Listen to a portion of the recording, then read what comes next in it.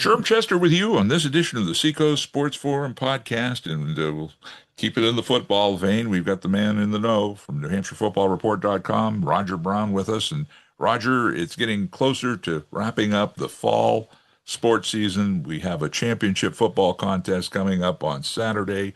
We'll talk about that in a minute, but we did have two other divisions that were decided this previous weekend. Trinity took on Souhegan and came up a winner. And that did that surprise you?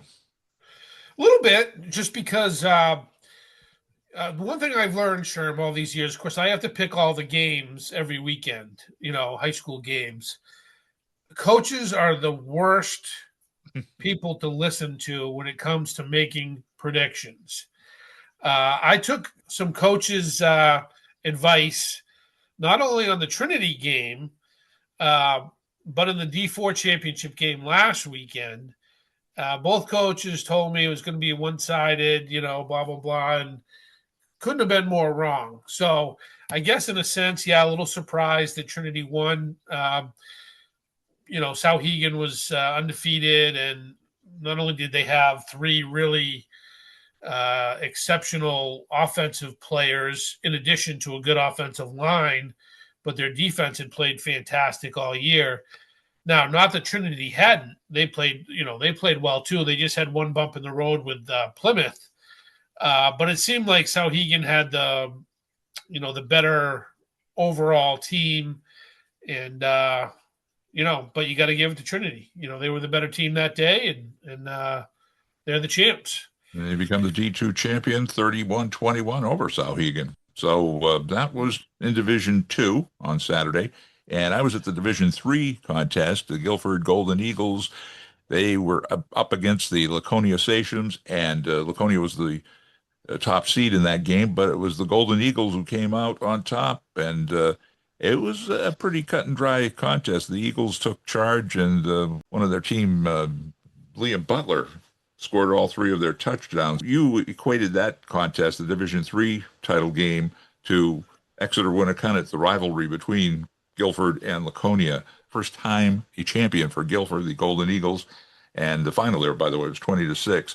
Anything you can tell me about reaction there? No, just Guilford seemed like a lot of people thought Guilford and Monadnock, teams that met in the semis, were the two best teams in that conference, and Laconia was exceptional and had a great season, but maybe a notch below, and was lacking like the big playability that Guilford had. So the one, I guess it's unfortunate that they had to move the game out of Laconia, because, it'd be like playing, Exeter Winnicott game in Hanover, you know what I mean? True. In terms of the crowd. But again, you don't want to have, a team playing on its home field in the championship game. Again, if we went to a college facility, this would all be, avoided. But those are the rules that they're playing by. So it sounded like it was a pretty good crowd, though, over at Exeter anyway. It was. It was well attended by both sides. I was very impressed. And, again, last minute kind of shift to William Ball Stadium in Exeter. And I think a lot of people went, what? But, I think the people that wanted to be there were there. The good crowd, weather was good. It was a great football day. And the Golden Eagles just, came out. Liam Butler, who was their big gun in the game, give him the MVP for the title. The neutral territory thing. When did we go to that? I remember when back in the caveman days, it was the higher seed got the championship game. So when did we change that? Well, there was the one year where the NHIA got a little upset at UNH when we used to play all the games there, because there was a chance that the UNH soccer team was going to make the NCAA tournament and have a home game that weekend, the same game that the high school games were scheduled to be played. And I think, I don't think the NHIAA dealt with it very well. They were just looking for answers that weren't there, because it was the NCAA, not UNH, making the decisions. And really all they would have had to do, there ended up being no problem. And if there was a problem, they could have just moved the games to Sunday. But what happened is, after that year, the NHIAA sent out a survey, and they only gave the coaches or ADs two options, and one was to play at a neutral high school site, and the other one was at the highest seed.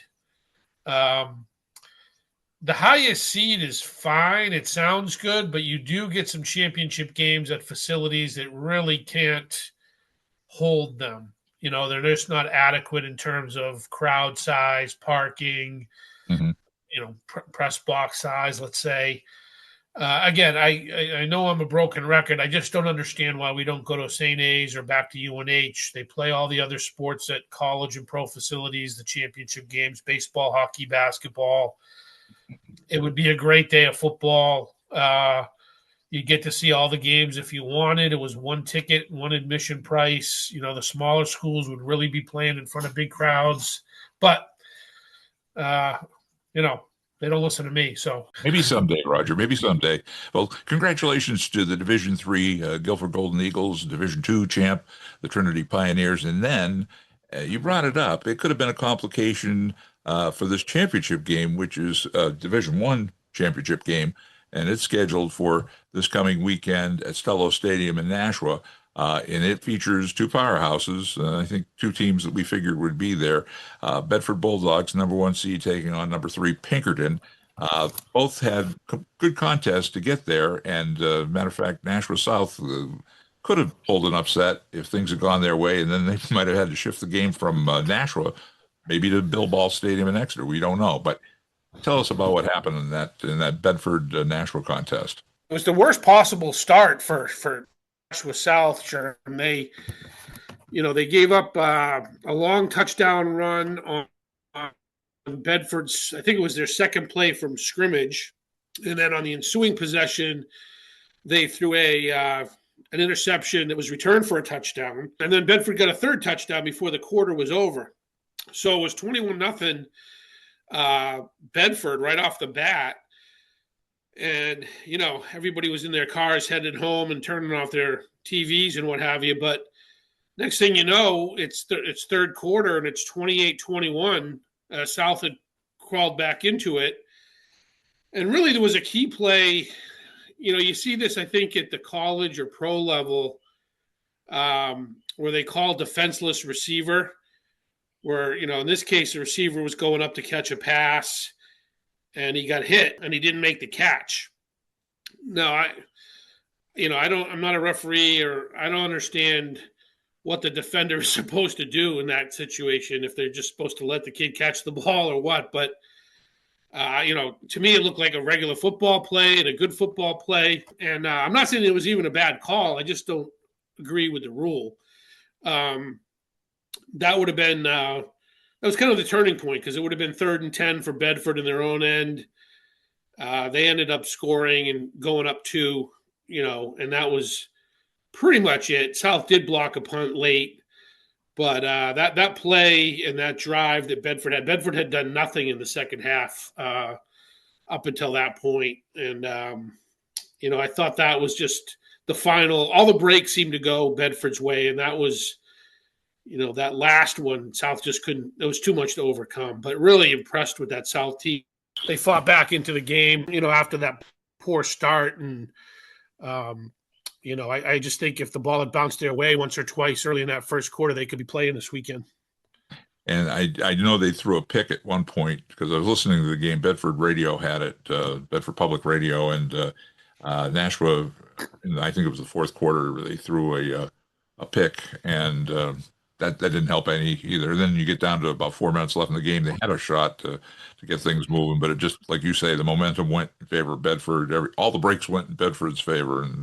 Yeah, I think that came right after, South blocked a punt in Bedford's end. They were down 14 at that point, but, they were on around the 30, 35-yard line, I think. And you figured, well, if they punch one in and then maybe get an onside kick, but yeah, Landon Elsmore, who had 2 touchdown catches in the game for Bedford, made an interception, inside the 10-yard line, I would say, to pretty much seal it. But good game. Kudos to Bedford. They were good, but really impressed with South as well for considering what they had to overcome. And, going into the fourth quarter, it was back to anybody's game. Well, on the other side of the bracket, or the other bracket, I guess the clock rang midnight for the Salem Blue Devils. They had had a great season, knocked out the number 2 seed Manchester Memorial a week ago, and then they were playing the Pinkerton Astros, the defending champion, who were in the 3rd seed. Um, you tell us anything about that game? The final score, by the way, was 28-0. So, Yeah, I think Pinkerton was up 21-0 early in that one as well, like Bedford was. And, not a good sign for Bedford, the score, I would say. You know, it's one thing to beat Salem, but it's another thing to shut out their offense, in my mind. They're, very strong offensive team. They're kind of like Pinkerton. They run that wing tee and they run it well. They've been doing it for so many years. They run it better than most teams. Three really good running backs. Very difficult team to keep out of the end zone. If Pinkerton had won, 35-20 or something, I wouldn't have been as surprised. But the shutout tells me that the Pinkerton defense is coming in good form. I know they had some injuries, and they're probably still going to be at less than 100% going into this championship game. But whoever they had in there was certainly playing well. So, that was the one takeaway. The shutout is what impressed me and stood out in that game. how are you shaking this down for the championship on Saturday? I don't know about momentum, Sherm, but I think Bedford's a clear favorite. But I don't know if you want to go into this game in that position. I do think Pinkerton will go in with a little bit of a chip on its shoulder. People like me and you and other media members are probably talking about Bedford, being the team to beat. And I think that'll allow Pinkerton to play a little looser and give them a little bit of an edge going into the game. Now, that doesn't mean they're going to win, because Bedford's got some really talented players on the other side. So, I'm hopeful that it'll be a good game. We last year's championship game, the last two really haven't been all that exciting because they weren't close, and they weren't close at halftime, really. So hoping for a good game, and little sad the season's over, obviously. No, and before you know it, we're into basketball and the fall and the winter sports. So coming soon, coming soon. They're getting into the tryout season as of next week. They don't call it tryout season anymore. I don't know. There's a new term for it. I was talking to the AD the other day. They have a new term. It's not tryouts anymore. Tryouts has probably offended somebody, Sherm, somewhere. Yeah. You're not good enough, so you can't make the team. It's just like the everybody talks about everybody gets a trophy. I didn't even look at it. I posted the Division 4 All-State team on the New Hampshire Football Report yesterday, and I just put it up there. I didn't really give it, study it or anything. I was busy doing other things, and I got all these emails saying five quarterbacks on the Division 4 All-State team, which is, I think they only had 6 teams this year at the end of the year. So, it's ridiculous what we do with these awards and try and keep everybody happy and can't offend anybody. Then why do we even have them at that point? Yeah, good point. Good point. Well, if anybody wants to go to that championship game on Saturday, it's Stella Stadium, 1:00, Stella Stadium, and it features the number 1 seed Bedford Bulldogs taking on the number 3 seed Pinkerton Astros, and Kevin O'Reilly and his guys defending the title. What was the final last year against Londonderry? 42-7, I think, something like that.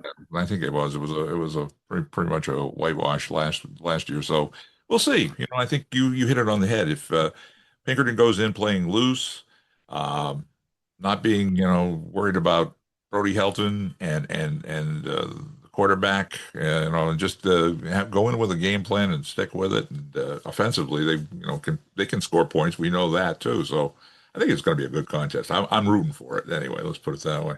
The game down at Wildcat Stadium in UNH in Durham. The Wildcats taking charge again of the Bryce Cowell Musket and the border battle against the U Maine Black Bears. You were there, so tell us how that game went down. Oh, it was it was pretty one-sided in the first half, Sherm. Matter of fact, Maine had 1 yard rushing at halftime. And I think it was 27-7 at halftime in favor of UNH, and it could have been worse. Wildcats really had trouble a couple of times. They had the ball on the 1 or just outside the 1 and just couldn't get it in. So it could have been even a bigger margin at halftime. Maine came back and made it a game. I think it was a 6-point game, maybe 7-point game, and UNH, drove 80 yards, scored late, and Maine got a late TD, but it wasn't enough because of that last drive, and extended their winning streak to 5 games. So it was ugly at times, but they played well. They were the better team for sure. Well, the biggest news out of that one was whoever won that game had a leg up going into the FCS playoff lottery, or if that's what you call it, or selection committee. And the Wildcats came out with a game coming up this Saturday, and they'll be taking on the South Dakota Jackrabbits, right? South Dakota State Jackrabbits, yep. Yeah. Rick Santos has got to be proud of his guys. Winning that musket was just a bonus now to get a chance to go into the playoffs and keep things rolling. Anything you can tell us about the reaction from the Wildcat Stadium and the coaching staff? Yeah, it was just a great all-around day. If you're around that UNH program, you know how much that Maine game means to them. And winning that, would have been very satisfying. But they were the last team selected, as it turns out, for the 2014 playoff field. So I think regardless of what happens this weekend out in South Dakota, I think that's a tremendous accomplishment for this team because of how few players they had returning. 1 defensive starter, but also 2 new coordinators, offensive and defensive coordinator. So the staff was largely new as well. And, they had their backs against the wall. They were 3-4. This is the second year in a row they've won the last 5 to get in.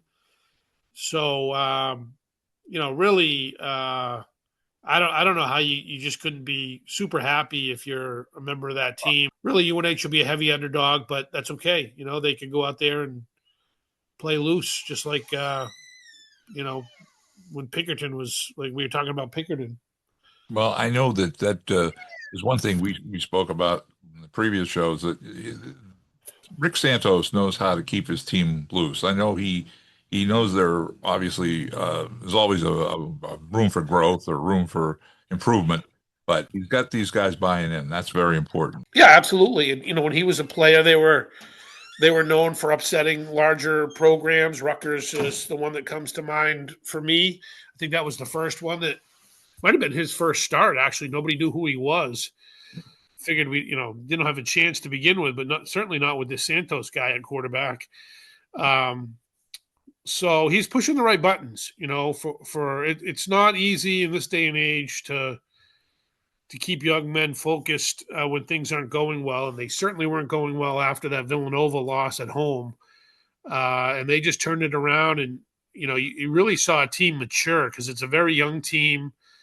If they can keep the pieces in place, they should be very, very good next season. And you gotta just give them all the credit in the world for nurturing this team and for the players themselves to stick with it and improve every week. And playing much better football right now than they were a month ago, and that's what you look for as a head coach. Well, Matt Vezza, the quarterback for the Wildcats at the beginning of the season, we've said this in previous shows, was a question mark. They gave him the chance to prove himself, and he has. And this is probably the biggest plus going into the postseason, the playoff season, whatever you want to call it. If he can just continue to shine, and he's got the other components around him, hey, good things might happen on Saturday. Yeah, he's really come along. Like, he's always been a very dangerous player running the ball, but his ability to beat defenses through the air has improved tremendously. He did play, he was, you could tell I was down on the sideline. He got banged up pretty good in the first half last week. And Coach Santos almost took him out of the game or asked him if he wanted to come out of the game, but he stuck it out. And it's his non-throwing shoulder. So hopefully, with a week to recover, he'll be okay Saturday. I'm not suggesting he won't play, but it's just to be, if it bothers him at all. And, he'll be without Caleb Burke, his top receiver. He got a knee injury Saturday. He'll be done for the year, so that hurts. But they're playing with house money as I see it at this point. So, getting there was really an accomplishment in my eyes. Yeah, I think you hit it on the head. They're playing with house money. Nobody's expecting big things, but big things can always happen. Yeah, and I mean, if you want to make the case on do they have a chance? South Dakota State had a 4-game losing streak going into Saturday. It was almost 5. They won in overtime, and their starting quarterback has been out for more than a month. Now he could be back, but we'll have to see if there's any rust if he is back. So, they're a powerhouse program. It's South Dakota State, North Dakota State right now, and the Montanas have been the best teams at that level. But, should be a fun trip. The first step to Nashville, right? Instead of Frisco, Texas this year, we've figured out it's in Nashville for the championship down the road. Correct. Speaking of alumni and quarterbacks, let's stick with that one. I heard on the news last night that Max Brosmer might get a start for the Minnesota Vikings this week because all their quarterbacks are hurt, dinged up, and this could be a good thing for Max to get some exposure. Sure, yeah. Take advantage of his opportunities. That's what he's done his whole career, right?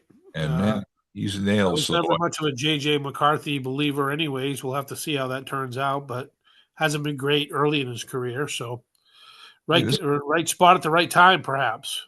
Well, this is like Brady when he got his chance. I mean, granted he was shaky at the start, but the rest is history. You know what I mean? You got the start. You got to get that one start under your belt and prove that you can do it. And I think having watched Max over the years as a Wildcat quarterback, I think he'll be nails. I think he'll do a nice job. And if the Vikings can and they got a young coach there too, I'm impressed.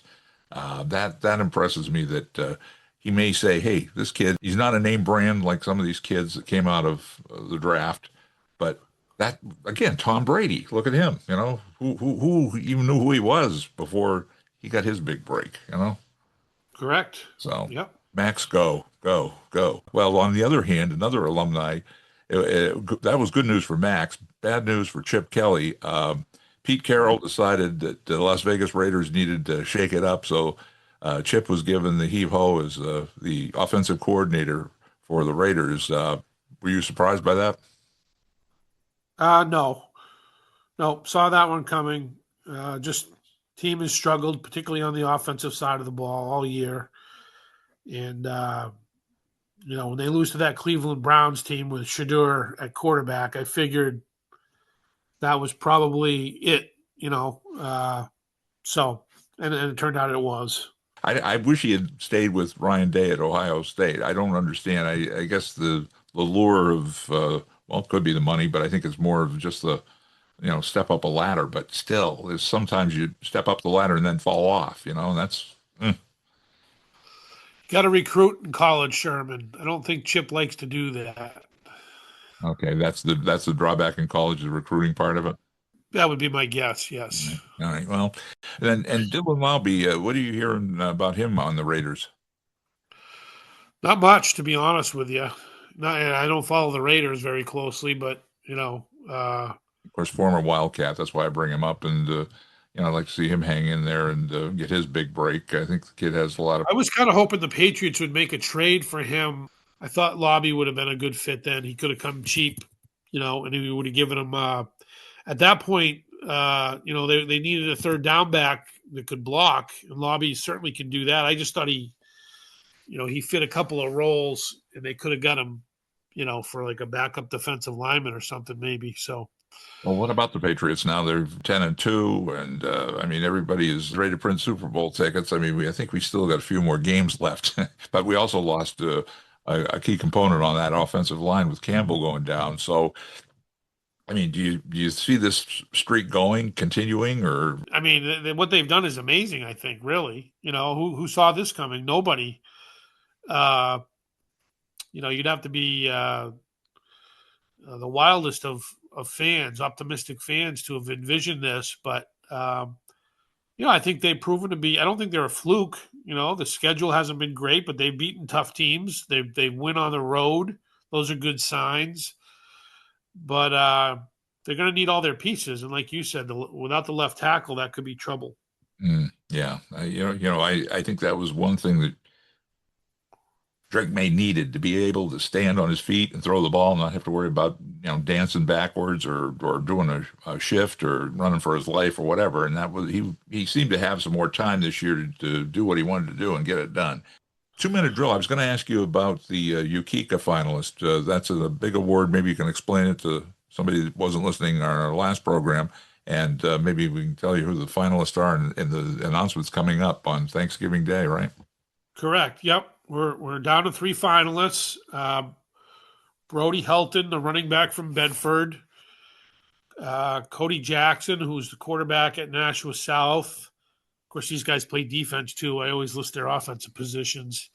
And Ryland Radalunas from Sauhegan High School, running back, linebacker there, were the 3 finalists selected from there was 10 that the coaches and media members could vote for.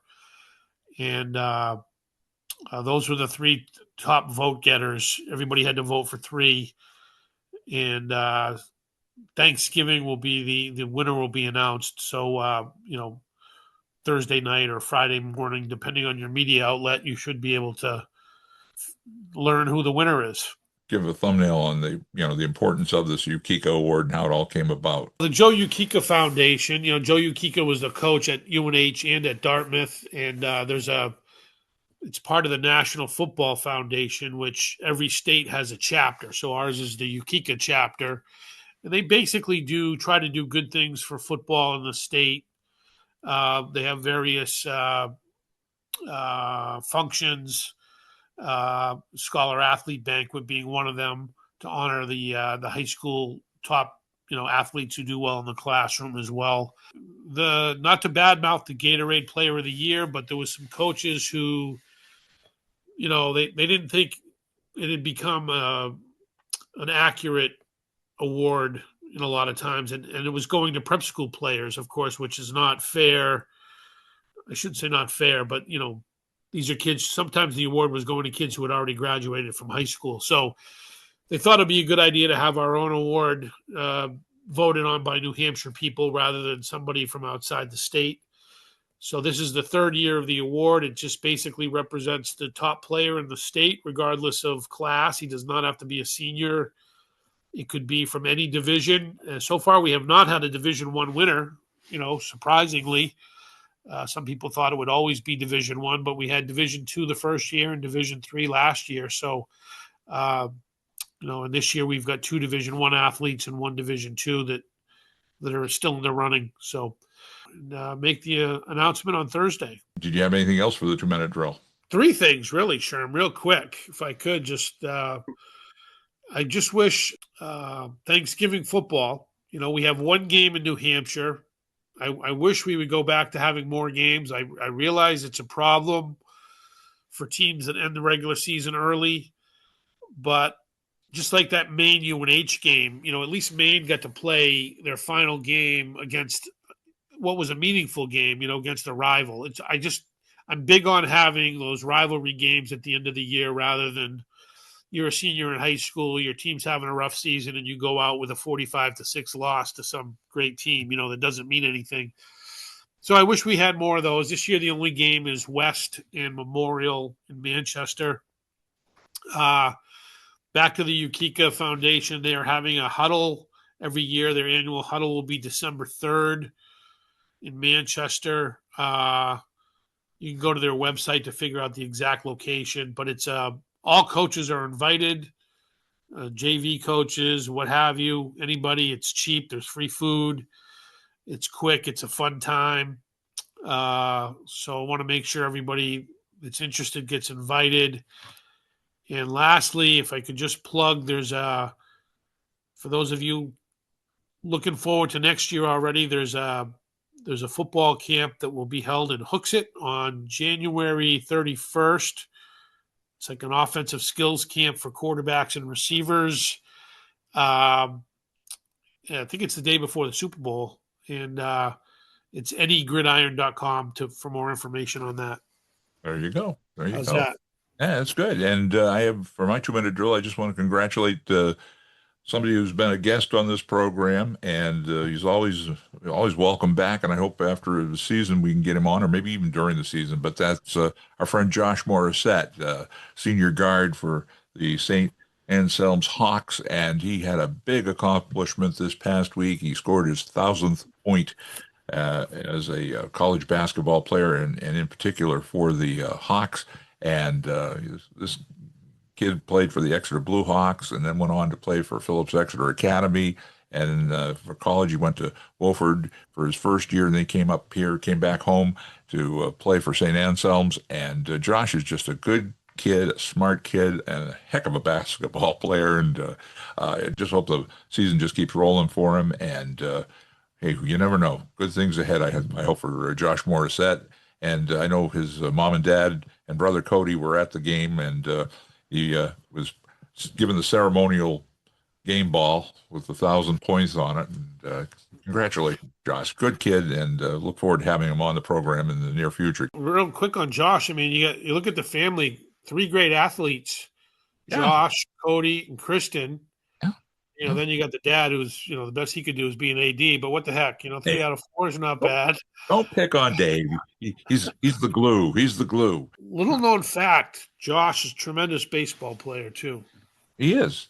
Actually, Cody says Josh, well, they have that friendly argument amongst the other who the better ball player is, but Josh loves basketball. Cody's the baseball guy, and again, he is in the Marlin system, and hopefully spring training will be coming up sooner than later. I mean, we're in the hot stove league right now where, names are being bandied about where they'll be going for the upcoming baseball season, but busy weekend coming up for shopping and football.